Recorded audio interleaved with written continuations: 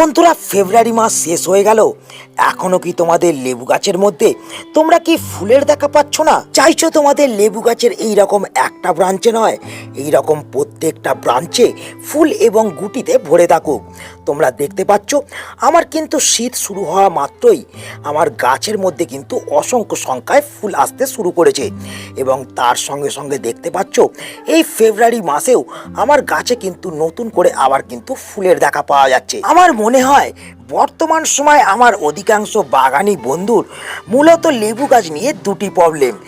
এক হচ্ছে গাছের মধ্যে ফুল আসতে চাইছে না, এবং দু নম্বর এই যে তোমরা দেখছো, এই দেখো, এই যে দেখতে পাচ্ছ গুটিগুলো, এই গুটিগুলো কিন্তু অকালেই গাছ থেকে ঝরে পড়তে আরম্ভ করছে। তাই আজ আমরা এই ভিডিওতে মোট দুটি বিষয়কে নিয়ে কিন্তু আলোচনা করব। আমরা প্রথম জানবো যে আমাদের যে সমস্ত লেবু গাছের মধ্যে ফুল আসছে না, সেই সমস্ত লেবু গাছের মধ্যে আমাদের ফুলকে আনতে হতে গেলে কোন কোন শর্তকে আমাদের এই সময় মেনে চলতে হবে, এবং দ্বিতীয়ত আমরা জানবো আমাদের লেবু গাছের মধ্যে ফুল আসার পর এই যে গুটি সেট হয়, এই গুটিগুলো ঝরে পড়ার হাত থেকে বাঁচানোর জন্য আমাদের কোন কোন কাজগুলিকে এই সময় করতে হবে। তো যারা তোমরা এই ভিডিওটা নতুন দেখছো এবং যারা তোমরা আমার পুরাতন বন্ধু আছো, তাদের সকলের জন্যই কিন্তু এই ভিডিওটা খুবই গুরুত্বপূর্ণ হতে চলেছে। আশা করি এই ভিডিওটা তোমরা সম্পূর্ণ দেখলে এই দুটি সমস্যার সমাধান কিন্তু তোমরা করতে পারবে, এবং এই ভিডিওটা দেখার পর যদি ভিডিওটা ভালো লাগে তাহলে কিন্তু অবশ্যই চ্যানেলটাকে সাবস্ক্রাইব করতে এবং ভিডিওটাকে একটা লাইক করতে কিন্তু ভুলবে না। বন্ধুরা, এই সময় আমাদের যে সমস্ত লেবু গাছের মধ্যে ফুল আসছে না, আমাদের সেই সমস্ত লেবু গাছের মধ্যে ফুলকে আনতে হতে গেলে প্রথম কিন্তু আমাদের কনফার্ম হতে হবে আমাদের লেবু গাছগুলো কলম বা গ্রাফটিং এর চারা কিনা। যদি তোমাদের লেবু গাছগুলো কলমের বা গ্রাফটিং এর চারা হয়ে থাকে, সেক্ষেত্রে কিন্তু তোমরা আজকের এই টিপসগুলোকে মানলেই তোমাদের গাছের মধ্যে মাত্র 10 থেকে 15 দিনের ভেতরে কিন্তু ফুল আসবে। কিন্তু যদি তোমাদের গাছগুলো বীজের তৈরি হয়ে থাকে, তাহলে কিন্তু তোমাদের গাছের মধ্যে 7 থেকে 8 বছরের আগে কখনোই কিন্তু তোমরা ফুলকে আনতে পারবে না। তো এই যে আমার লেবু গাছটাকে তোমরা এই সময় দেখছো, এই লেবু গাছটা কিন্তু আমার একটা কলমের চারা, এবং এর ফলেই আমার লেবু গাছের মধ্যে তোমরা অসংখ্য সংখ্যায় ফুল যেমন লক্ষ্য করতে পারছো, তেমন গাছের মধ্যে অসংখ্য সংখ্যায় কিন্তু গুটি ধরে আছে, তোমরা কিন্তু দেখতে পাচ্ছ। কিন্তু বন্ধুরা, এই ফুল এবং গুটি আনার ক্ষেত্রে আমি কিন্তু মোট 3টি বিষয়কে কিন্তু মাথায় রেখেছিলাম। প্রথমটি হলো আমাদের লেবু গাছের মধ্যে সঠিক সময় কাটাই ছাঁটাই করা।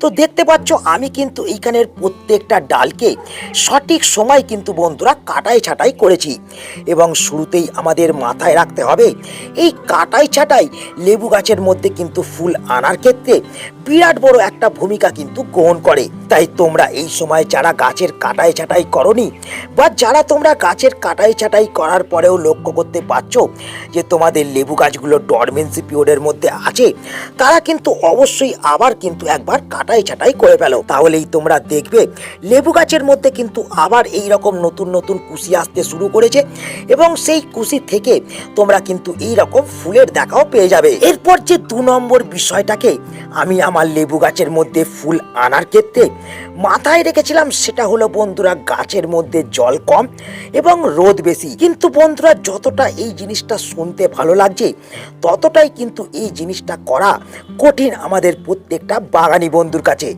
কারণ বন্ধুরা, আমরা তো গাছগুলোকে সঠিকভাবে রোদে রাখতে পারি, কিন্তু আমরা অনেকে গাছের মাটির মধ্যে কিন্তু সঠিকভাবে জলকে প্রয়োগ করতে পারি না। অধিকাংশ সময়ই আমরা আমাদের লেবু গাছের মাটির মধ্যে অতিরিক্ত পরিমাণে কিন্তু জলকে প্রয়োগ করে ফেলি।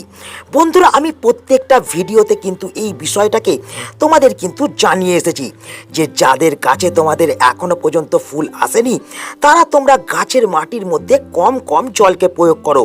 কিন্তু আমরা যে ভুলটা করি, আমরা কিন্তু মাটির উপরটাকেই দেখে নিই যে মাটির উপরটা শুকিয়ে গেছে কিনা, কিন্তু একবারের জন্যেও মাটিটাকে খুঁজে আমরা কিন্তু মাটির নিচটা দেখি না যে মাটির নিচটা ভিজে আছে কিনা।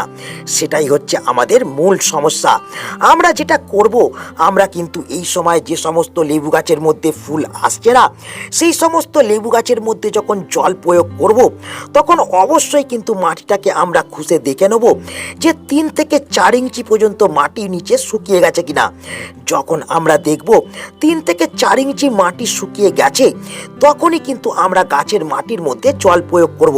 তো এইভাবেই আমাদের কিন্তু গাছের মাটিতে জল প্রয়োগ করতে হবে। এর সাথে সাথে বন্ধুরা, আমি আমার লেবু গাছের মধ্যে ফুল আনার সময় যে 3 নম্বর এবং গুরুত্বপূর্ণ বিষয়টাকে লক্ষ্য করেছিলাম, সেটা হচ্ছে বন্ধুরা, আমি দেখেছিলাম যে আমার লেবু গাছটা যে টবের মধ্যে প্রতিস্থাপন করা আছে, সেই টবের মধ্যে লেবু গাছটা থাকার ফলে গাছের রুট ব্রাউন হয়ে গেছে কিনা।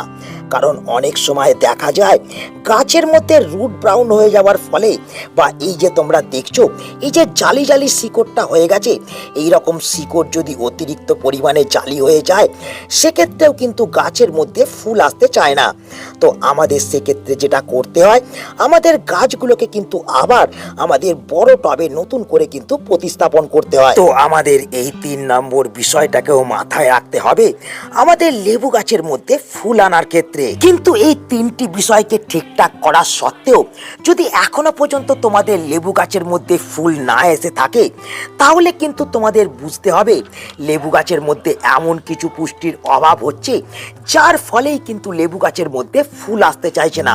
তো সেক্ষেত্রে আমাদের যেটা করতে হবে, আমাদের লেবু গাছের মধ্যে এবার কিন্তু ট্রিটমেন্টকে শুরু করতে হবে। এই যে লেবু গাছটাকে আমি তোমাদের দেখাচ্ছি, দেখো তোমরা দেখতে পাচ্ছ আমার এই লেবু গাছটার মধ্যে ফুল না আসার কারণে আমি কিন্তু কিছুদিন আগেই লেবু গাছটাকে কিন্তু কাটাই ছাঁটাই করেছিলাম, এবং তার সঙ্গে সঙ্গে আমি লেবু গাছটার মধ্যে পাতাগুলোকে আমি কিন্তু সম্পূর্ণ ছেঁটে দিয়েছিলাম, যার ভিডিও আমি তোমাদের কাছে কিন্তু নিয়ে এসেছিলাম।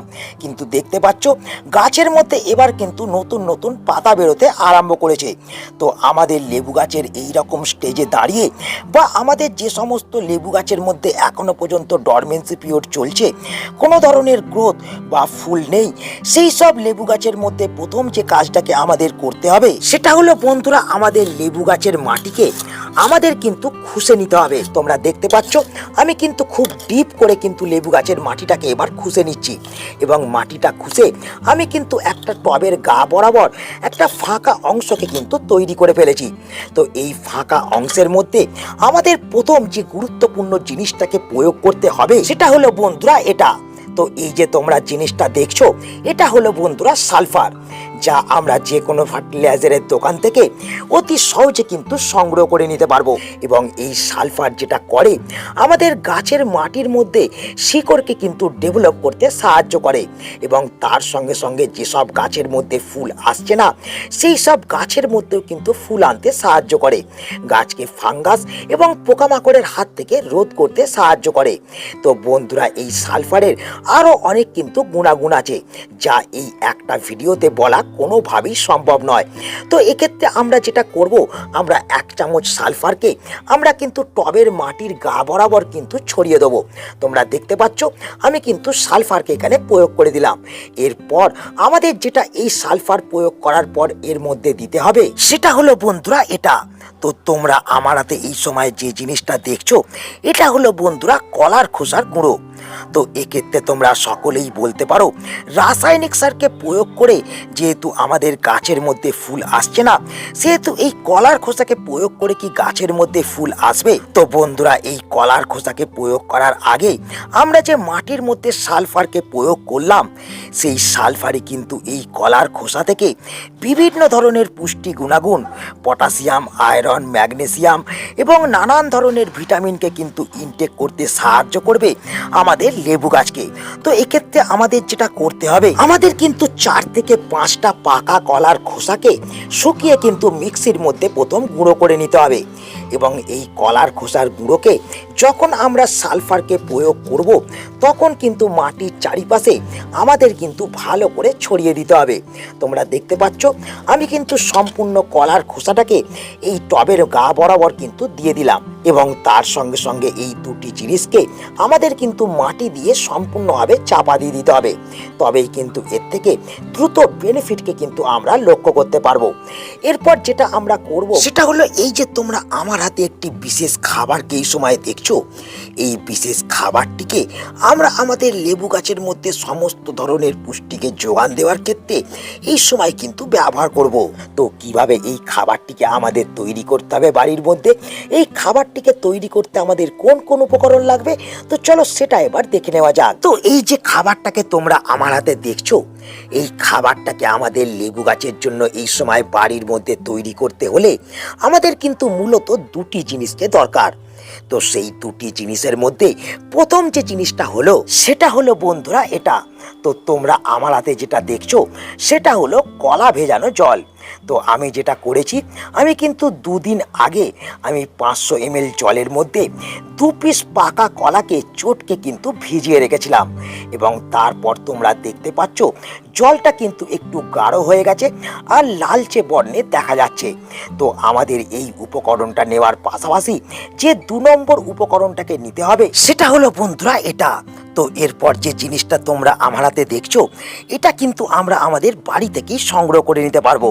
হ্যাঁ বন্ধুরা, এটা আর কিছুই নয়, এটা হলো সোয়াবিন। বন্ধুরা, এই সোয়াবিনের মধ্যে কিন্তু প্রচুর পরিমাণে বিভিন্ন ধরনের vitamin, iron, zinc, calcium, magnesium, antioxidant, সেলোনিয়াম এবং নানান ধরনের কিন্তু খনিজ উপাদান থাকে, যা এই সময় আমাদের প্রত্যেকটা লেবু গাছের প্রত্যেকটা খাদ্য চাহিদাকে কিন্তু মেটাতে পারবে। তো বন্ধুরা, প্রথমে আমাদের যেটা করতে হবে, আমাদের 6 থেকে 7টা সোয়াবিনের দানাকে কিন্তু সংগ্রহ করে নিতে হবে, এবং সোয়াবিনের দানাগুলোকে সংগ্রহ করে নেওয়ার পর এই যে তোমরা দেখছো আমি একটা পাউডার ফর্ম তৈরি করে নিয়েছি, এটা কিন্তু আমাদের সোয়াবিনের দানাকে মিক্সির মধ্যে গুঁড়ো করে কিন্তু আমরা তৈরি করে নেব। এবং এই পাউডারকে তৈরি করে নেওয়ার পর আমাদের যেটা করতে হবে সেটা হলো শুরুতেই কিন্তু আমাদের একটা খালি পাত্রকে নিতে হবে। তোমরা দেখতে পাচ্ছ আমি কিন্তু এখানে একটা খালি পাত্রকে নিয়ে নিয়েছি, এবং এই খালি পাত্রের মধ্যে আমরা একটা ছাঁকনির সাহায্যে আমরা কিন্তু প্রথমে এই কলা মেশানো জলটাকে কিন্তু ছেঁকে ফেলবো। এবং এই জিনিসটার সঙ্গে আমাদের যেটা মেশাতে হবে সেটা হলো বন্ধুরা এই সোয়াবিনের গুঁড়ো। আমি কিন্তু এই 500 ml জলের মধ্যে 6 থেকে 7টা সোয়াবিনের গুঁড়োকে কিন্তু দিয়ে দিচ্ছি। তোমরা লক্ষ্য করতে পারছো, তোমরা দেখো সোয়াবিনের গুঁড়োটা কিন্তু সম্পূর্ণ দিয়ে দিলাম। তো এই 500 ml জলের জন্য আমরা কিন্তু 6 থেকে 7টা সোয়াবিনকে কিন্তু ব্যবহার করব। অতিরিক্ত মাত্রায় ব্যবহার করার কিন্তু বন্ধুরা কোনো ধরনের প্রয়োজন নেই। এবং জলটাকে সুন্দর করে কিন্তু এরপর তোমাদের যেটা করতে হবে গুলে নিতে হবে, এবং এই অবস্থায় আমাদের কিন্তু এই জলটাকে আরো 2 থেকে 3 ঘন্টার জন্য রেখে দিতে হবে। তারপরেই আমরা যেটা করব সেটা হলো 3 ঘন্টা পর আমরা কিন্তু আমাদের এই তরল খাবারটিকে ক্লকওয়াইজ এবং অ্যান্টি ক্লকওয়াইজ কিন্তু একটুখানি গুলিয়ে নেব। এবং যখন আমরা দেখব সম্পূর্ণ দ্রবণটি গুলে গেছে, তখন কিন্তু এই দ্রবণটার সঙ্গে আমরা কিন্তু আরো 500 ml জলকে মিশিয়ে আমরা কিন্তু পাতলা করে নেব। এরপর আমরা যেটা করব, আমরা এই যে তরল খাবারটা তৈরি করলাম এটা কিন্তু এবার আমরা আমাদের লেবু গাছের মাটির মধ্যে প্রয়োগ করব। বন্ধুরা, শুরুতেই আমাদের মাথায় রাখতে হবে এই দ্রবণটাকে আমাদের লেবু গাছের মধ্যে প্রয়োগ করতে হলে আমাদের কিন্তু সকালবেলায় প্রয়োগ করতে হবে। বিকাল বেলায় কিন্তু এই দ্রবণকে কখনোই গাছের মাটির মধ্যে প্রয়োগ করা যাবে না। এবং তার সঙ্গে সঙ্গে আমরা কিন্তু 1 মাসের মধ্যে একবারই এই দ্রবণটাকে গাছের মাটির মধ্যে প্রয়োগ করব। মানে এই ফেব্রুয়ারি মাসে দাঁড়িয়ে আমরা একবারই কিন্তু এই দ্রবণটা আমাদের টবের মাটির রিকোয়ারমেন্ট অনুযায়ী আমরা কিন্তু ব্যবহার করে দেবো। বন্ধুরা, এই তো গেল লেবু গাছের মধ্যে খাবার প্রয়োগ করার বিষয়। এরপর যে দ্বিতীয় বিষয়টাকে নিয়ে আমরা কথা বলবো সেটা হচ্ছে আমাদের লেবু গাছের মধ্যে ফুল আসার পর বা ফুল থেকে গুটিতে পরিণত হওয়ার পর ফুল এবং গুটি ঝরে পড়ার যে সমস্যা লক্ষ্য করা যায়, সেই ফুল এবং গুটি ঝরাকে আমাদের লেবু গাছ থেকে বন্ধ করতে হতে গেলে আমাদের লেবু গাছের মধ্যে ফুল এবং গুটি আসার পর কোন কাজকে করতে হবে সেটা হলো বন্ধুরা আমাদের যে কোনো স্পেয়ার মেশিনের মধ্যে 1 লিটার জল নিয়ে সেই 1 লিটার জলের মধ্যে হাফ চা চামচ ম্যাগনেসিয়াম সালফেটকে দিয়ে আমরা কিন্তু জলটাকে ভালো করে কিন্তু একটু সেক করে নেবো। প্রথম তোমরা দেখতে পাচ্ছ আমি কিন্তু জলটাকে কিন্তু ভালো করে সেক করে নিচ্ছি এবং ভালো করে এই দ্রবণটাকে তৈরি করে নেওয়ার পর আমাদের যেটা করতে হবে, আমাদের কিন্তু ফুল আসা লেবু গাছের মধ্যে আমাদের প্রত্যেক 7 থেকে 8 দিন অন্তর অন্তর একবার করে কিন্তু স্প্রে করে দিতে হবে। তাহলেই যেটা হবে, লেবু গাছের মধ্যে ফুল এবং গুটির গোড়া কিন্তু মজবুত হবে, একটাও ফুল এবং গুটি গাছ থেকে কিন্তু আর ঝরে পড়বে না। তো এই ছিল আজকের ভিডিও। আজ এই ভিডিওটাকে আমি এখানেই শেষ করছি। যদি এই ভিডিওটা তোমাদের ভালো লেগে থাকে তাহলে অবশ্যই ভিডিওটাকে একটা লাইক করে দেবে এবং যারা নতুন বন্ধু চ্যানেলটা অবশ্যই কিন্তু সাবস্ক্রাইব করে রাখবে। তো দেখা হচ্ছে আবার একটা নতুন ভিডিওতে। সকলে ভালো থেকো, নমস্কার।